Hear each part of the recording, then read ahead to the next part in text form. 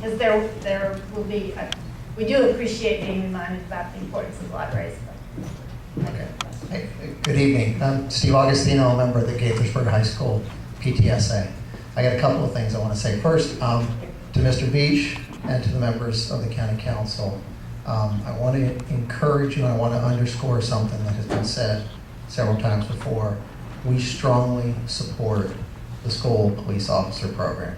That program was devastated last year, cut from 34 officers down to 9. I think it is reckless to consider taking it down to 0. Could you phrase that as a question? Like I'm getting there. I'm getting there. That's a statement. I just want to say that. I know, but my question. Have other opportunities. Okay, my question is to the Board of Education members, and I'm not advocating for more money on this, but I support the MCCPTA priorities, and the priorities that they all boil down to one thing, and it's right here on this button. It's quality. Okay, and I've been very concerned about the AP test scores and the inconsistency in the quality of the scores. When you look across schools, you see outliers. When you look within a school, you see outliers in specific classes. And this is something I think you guys can address and address without any additional money. I think you guys need to focus on it. I want to know what you can do to improve the overall quality of our AP education across the schools, within a school, and across the whole county. That's my question for you. Thank you. 2 takers? I guess I'm the first taker. I think that your point is the very point that most parents concern themselves with when we send our kids out to school is that is my kid going to get a quality education?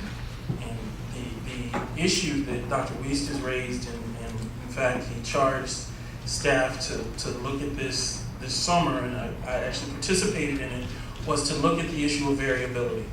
How do we deal with the issue of variability? And while he said it needed to be budget neutral, the work that was done and at least has been started is really to look at,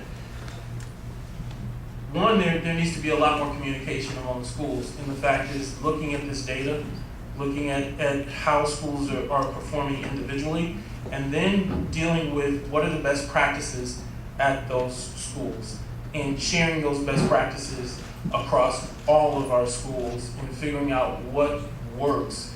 Be it the great teachers. An example is Paint Branch.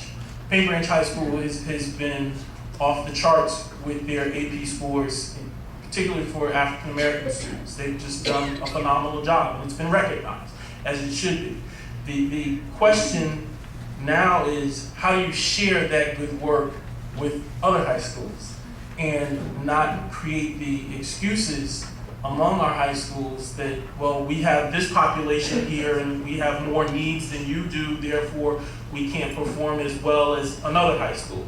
Well, we have to eliminate that, and you're right, that doesn't cost dollars, but there is time involved in terms of the communication. So I think that it is being addressed in terms of the issue of variability, but there is going to be an impact in terms of time, because there has to be time for folks to share and to plan together and to figure it out. And again, I'm not the expert. I mean, this is, he's the educational expert here, but as a parent, I'm real clear that if my daughter's AP World History teacher isn't possibly doing as well as one in another high school, it'd be great for them to be talking to each other and figuring out how to do it better. So I think we're moving in that direction, but it really does mean planning tough.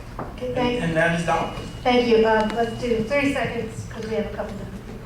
You raised the school resource officer question, and as you may appreciate, the county just went through a mid-year savings plan, which we reduced by $30 million, the county dollars, just to get us in a position where we're a little stronger going into next year.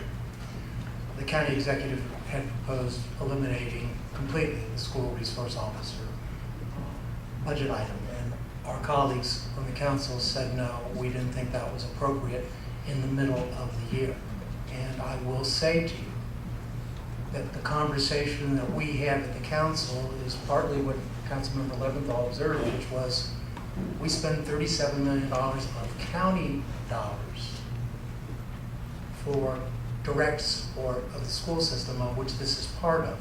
if this is so important to parents and to the school system, the question arises as to why the school system should assume that responsibility. Okay, So that's so- part of what we struggle with and will struggle with going into the next budget. And we want to just make that clear to people that it's an open issue going forward. Thank you.